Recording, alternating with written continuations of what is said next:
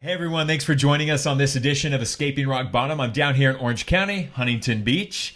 And for those of you who are watching, I have a very special guest for you today. Her name is Jari. She is over 2.5 years sober, so I can't wait to listen to her story and how she's doing in recovery. If you're listening on Google Play, iTunes, or even Spotify, thanks for joining the podcast today, Escaping Rock Bottom. I'm your host, Brandon Lee. I'm going to bring Jari in now. Thanks for agreeing to do the podcast. You're welcome. I'm very grateful to be here. Okay, so take me all the way back to where you first started using. What was your drug of choice? Were you a drugger? Were you a boozer? Were you just kind of everything? The first time I drank to get drunk, I was 7 years old. That was with older brothers, older friends, family, really close family friends. From there, I didn't drink too much. I know it felt really good, but being as young as I was, it was not super easy, and I knew it was wrong. What was that, like 7 years old, you took a sip? Was it beer? It was Smirnoff, actually. It was Smirnoff. It was New Year's Eve, and we decided that drinking and stealing all the alcohol that the parents left out, the half bottles would be a good idea. Yes, and that it was going to be fun. Everyone did it before me, and then I had a friend who always told me, he said, "Here, chug this." So I'd go and I'd start chugging it, and I thought it was the coolest thing. At 7 years old, do you remember what your reaction to the taste was? Because it was Smirnoff, it didn't taste bad. Beer, never liked it. Nope, still don't. I remember when I snuck like a sip of beer from my parents, and I remember it. It was bad. Like I was like, this is disgusting. How do you people drink this crap? Oh yeah. So you're 7 years old, you got your first taste of booze at age 7. Then what happens? So fast forward a little bit, we did end up drinking, here and there. At about 10 years old, when I moved to Colorado, a little shortly after, all the weed around there, I started smoking weed at 11. My first time was actually laced with like acid or LSD. The walls were melting with rainbow colors. I seen a clown with really huge feet. That was my first experience with weed. It was not that fun. And then what happened? So then after that, I got some better weed, and that was a lot better. Moved back to California at 13, and there I really went downhill. I started taking a lot of pills. I took ecstasy pills quite a few times. That felt good, but Molly's, when I first took that at 13, that was my thing. I was like, oh, this is great. You were doing ecstasy at age 13. Yes. Were you hanging out like with your older brothers and sisters and their friends? At that point, no. I had my own friends. They did a lot of stuff. I'm from Bakersfield, and out there it's very well known to do lots of drugs, especially at that age. And as sad as it is, it's very high. Because people will, people who are watching or are listening, I tell people I grew up in Laguna Beach, and at age 15, and I was at like Catholic school. Like my parents were like, no, you're going to go to Santa Margarita. You're going to go to the best schools. And I tell people, I'm like, no, at age 15, I found cocaine, and we were doing lines of blow in Laguna Beach. And people ask me, how at age 15 did you even find cocaine? I'll ask you that same question at 13. How did you even find ecstasy? I had a friend who, at 15, he was a drug dealer, pushed a lot of pills, and he knew where to get everything. And that's really where I got everything. From there, after the Mollies, come to find out, they were pretty much meth pills. I knew I wanted to do meth, and I knew that it was going to feel good. By the time I was, 14, I did meth for the first time. And my very first time doing that, I knew it was the best thing in the world. I wasn't going to find anything better. And people ask me, how did I know I wanted to shoot up? From the moment I did meth, how did I know I wanted to shoot up? I don't know if that comes from TV shows or what, but I knew I'm going to shoot this up, and it's going to be the best thing in the world. So I was a crystal meth addict as well. I did crystal meth for 6 months. It was the final 6 months of my using. I held off to crystal meth until I was about age 28, and I smoked it first, and I never shot. So did you smoke it the first time you did it? I did. First time I smoked it. And then you realized that you could slam. Yeah. And I have no experience with that, but from the people I've spoken to who have done it, they're like, it's next level. Yes. Like slamming is different than smoking it as far as even recovering from something like that. Right. And the needle itself becomes a drug. It got to the point in my addiction where if I didn't have meth, I'd shoot up water because that's how much of an addiction the needle was to me.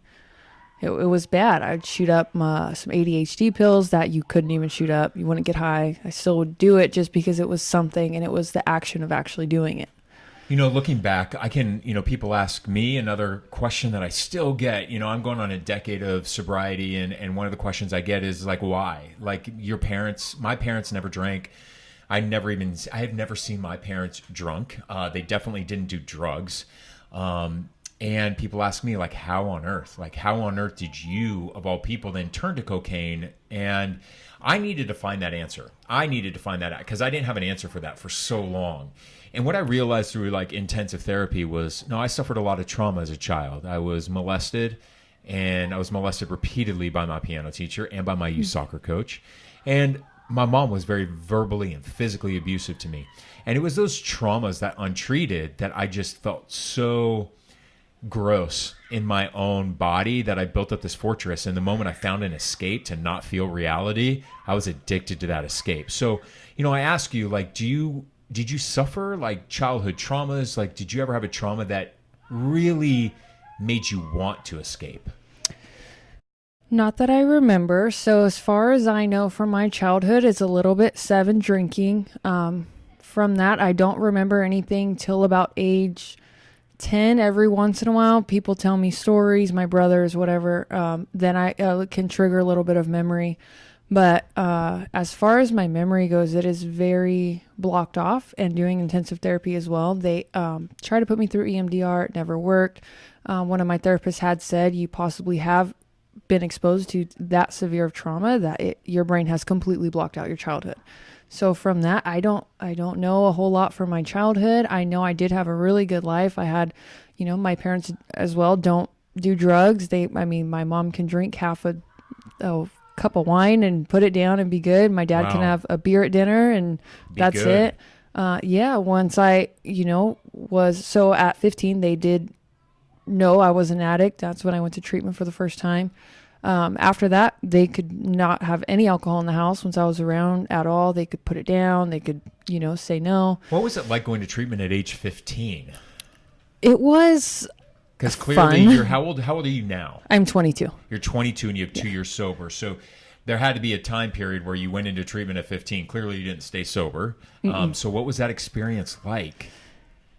It was good. It was fun to me because there was other people there. We kind of, being kids, literally little kids in treatment. Yes. I went to school in treatment. They enroll you in the school in that area. It was Saugus High School.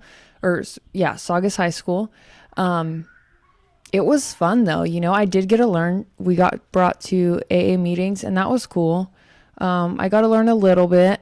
But at the same time, we were all there, so immature and running around, having fun. It was a good experience to kind of get away, go up to the mountains and be alone. And I tell people this too. A majority of the people who watch this podcast and listen to it, many of them are like parents and they have a drug addicted child. And one of the messages that I get all the time from parents, they get so frustrated and they almost just want to give up because their child has been in and out of treatment facilities and in and out of rehabs. And I listen to stories like you, and your story isn't unique in that there's other kids out there who've been to treatment centers at 15, 16, 17 years old, and they've been in and out. I had one girl on the podcast a week ago. She hit 17 different treatment facilities. She's 24 years old now. And what she told me is she's like, yeah, but you know what? I may not have gotten it the first time, the second time, the third time, the fourth time, the fifth time, the sixth time, the seventh time. She goes, but Brandon, I always knew that there was a solution out there. Like that seed was planted in me, and I may not have gotten it the first dozen times, but I knew when I was ready that I knew another life existed out there. Like I knew that there was hope. So it wasn't wasted time. It was just, she goes, I wasn't ready, but that seed was planted. Mm-hmm. Do you identify with that? I do. Shockingly and surprisingly, bear with me, I have been to 52 treatment centers. 52 yes. Treatment centers. Yes. It is, again, I was learning a lot and I never gave up on myself, and kind of a message for parents who want to give up on their child because it is very frustrating. I get it. It's very painful. to see what I put my parents through after having clean time, to kind of step back and see. My grandma told my mom, you need to give up on her. You need to forget about her. She's never going to change. Just give up on her. And my mom said, no, I will not give up on her. And, at one point my mom would cry to God, like either take her out or get her clean. Cause I was 15 and an IV user. So you were just telling me that your grandmother was trying to convince your mom to give up on you. Yeah. And your mom said no. No, she did not. She knew. She always had, my mom told me she had a vision that she could always see it very clearly that one day she's going to be leaving a house that I bought with a man and my kids and saying goodbye, and that I was like from a visitation, that I was sober, happy. And she always visioned that. And from there, she, that's what she held on to, is that one vision that she always thought of. Like she saw this beautiful life that she'd always envisioned for her daughter. You weren't living it yet, but she had this vision that, no, my daughter's going to make it. She's going to be sober. She's going to have a beautiful life and a beautiful home. Yes. Okay. So at what point did you finally get it? So I was in a treatment out in Palm Springs. I was there for about 30 days and found out that I was pregnant by a client who was there. It was a kind of one-time thing, and ended up getting pregnant. I left the treatment about a month after that. I went up to my parents' house with all the pregnancy hormones and everything. Went to my mom's, and I was very depressed, and being bipolar type 1, I don't get depressed very often. And when I do, it's very short. It's never too bad. My mania is what I have to keep a lookout for. So I went up there, and my son's father had come up for a soccer game of my son's, and he was video chatting with some friends, and I happened to look over, and it was them getting a shot ready of some heroin. And that triggered me very much, being as depressed as I was, trying to fight the urges as it already was, and seeing somebody getting a shot ready really triggered me. We ended up relapsing together. I went out. I was at that point about 3-4 months pregnant with my daughter.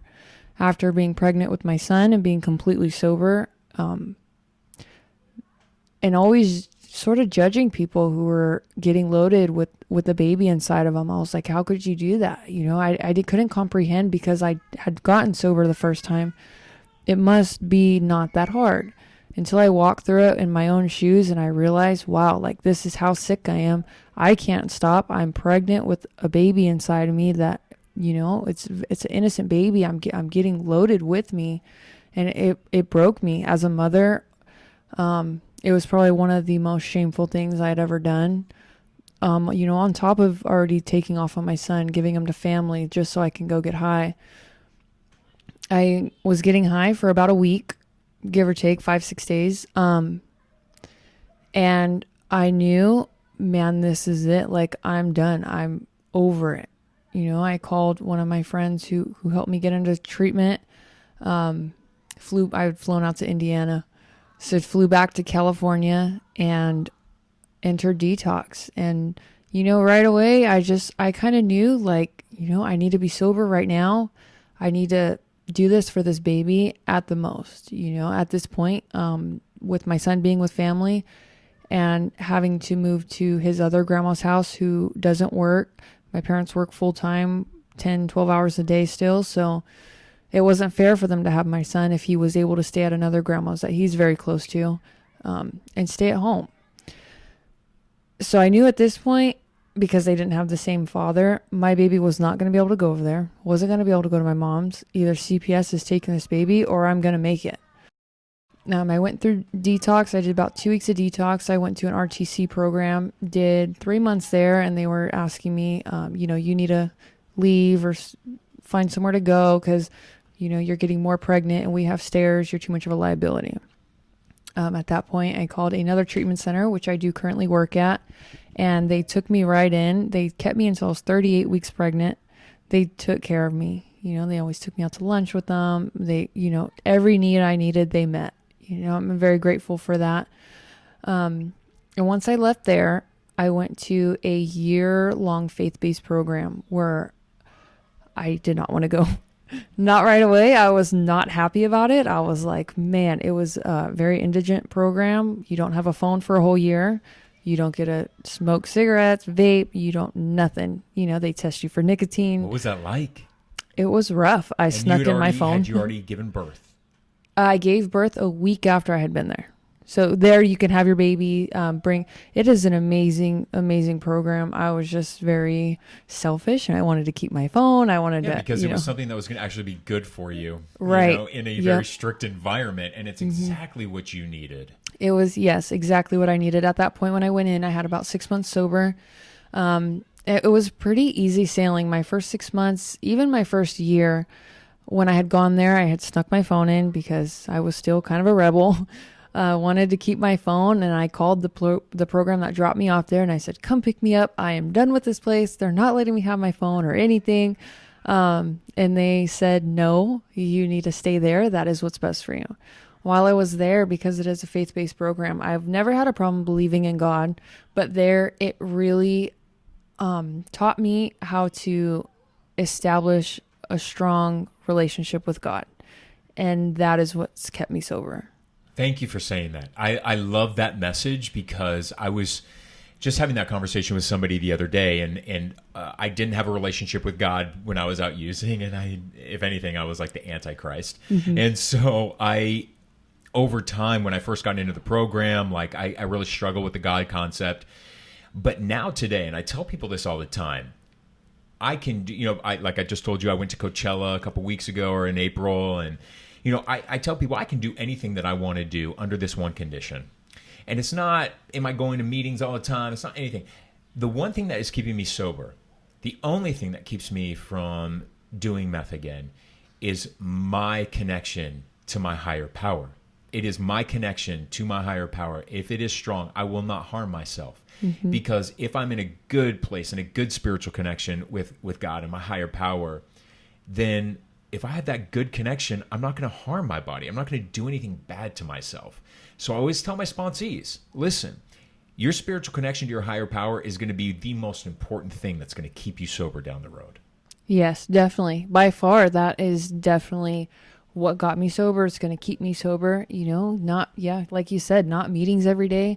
It's that relationship with your higher power, with God, and how you're going to rely on your higher power, because we're all still going to have struggles. We're all still going to go through life and have our ups and downs in life, relationships, kids, finances. It really depends on what you're going to do when you're in that struggle. Like, what are you going to do? Are you going to rely on self, or are you going to rely on higher power or God?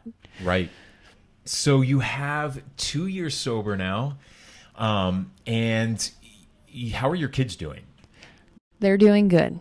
My daughter has never had to see me loaded, drunk, high, nothing. My son, getting him back, I got him back when my daughter was a month old. So it was like 2 years, right at about 2 years ago, possibly. He was very angry, and that's something I tell my clients as well, who are parents, is like, don't expect when you get your kids back, like they're going to be okay right away. They're going to be happy you're back around. But my son was like, okay, well, when are you going to leave again, Mom? He was old enough to know. He was 3 years old when I got him back. No, 4 years old.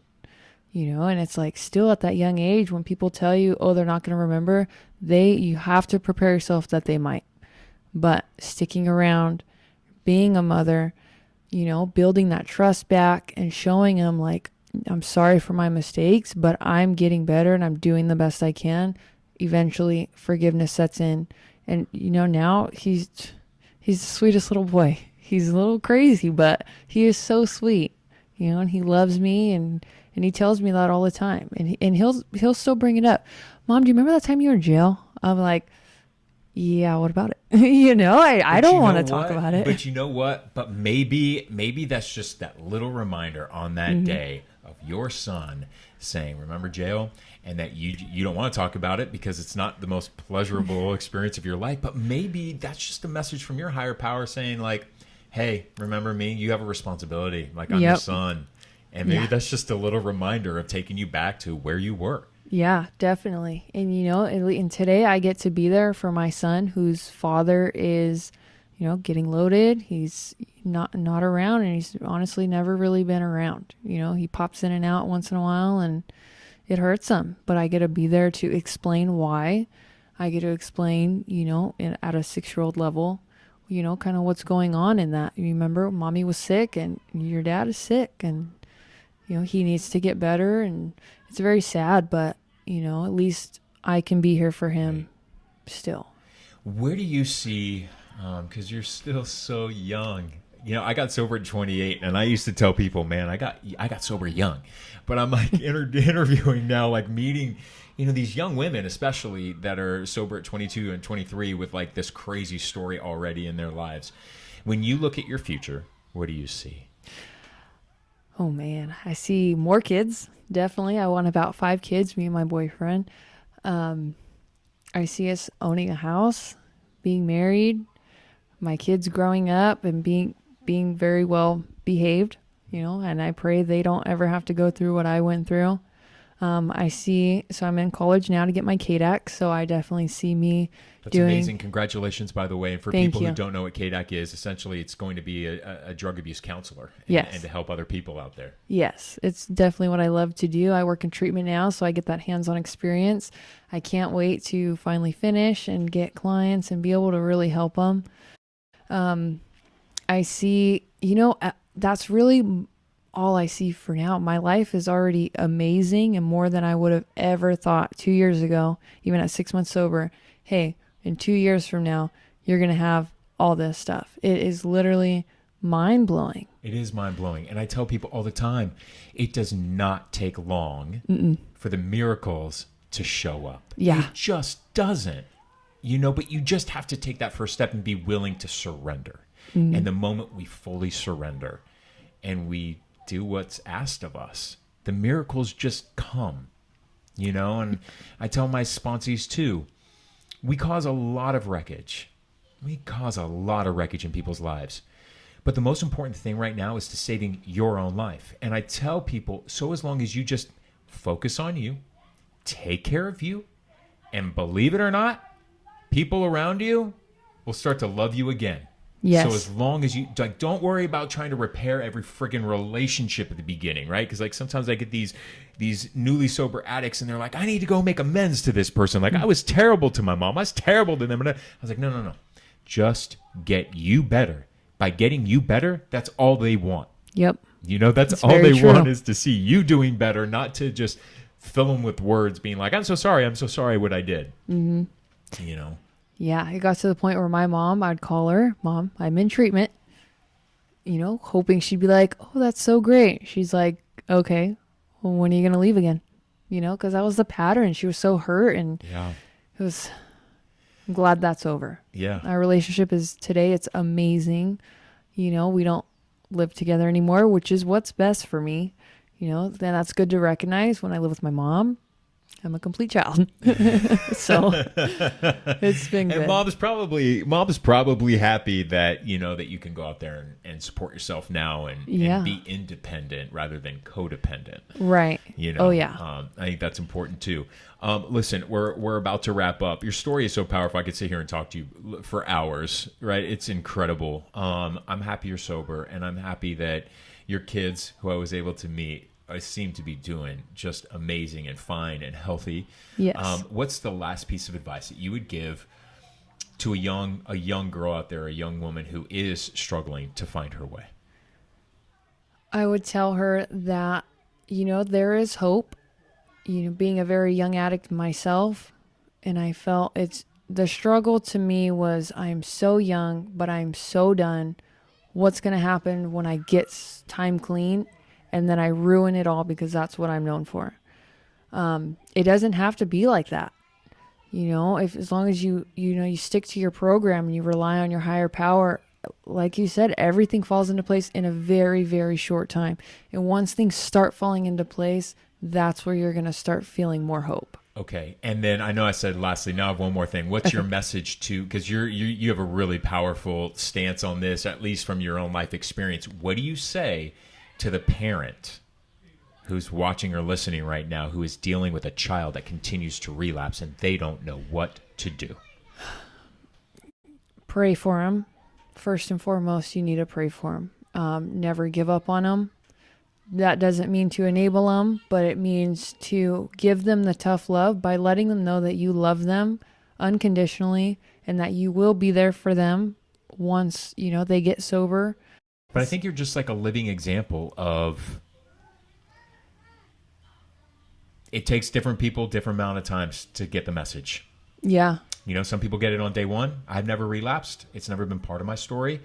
But we all get it at different times in our life. Right. And your parents never gave up on you. And you're alive and you're healthy and you're sober. Yes.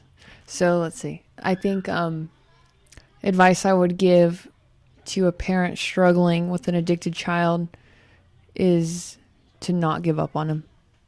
And to hold on to that hope, hold on to a vision. Even if you come up with a vision today and you see your child happily married with children, whatever the situation may be, keep that vision, hold on to it, and just pray for them. I got to give you a hug. Thank you. Your story is amazing. We just met, and I'm super proud of you. Thank you. I think it's awesome. You're on the you clearly are on the right track, and you're out there getting your KDEC license, and I love that because you're going to go out there and really, I have a feeling about you. You're going to have a major impact on so many young women out there who are battling with this disease. As always, I want to thank everybody who's tuning in to Escaping Rock Bottom on iTunes, Google Play, and Spotify, and also on my website, escapingrockbottom.com. Share this on your social media, and we'll see you back here next week.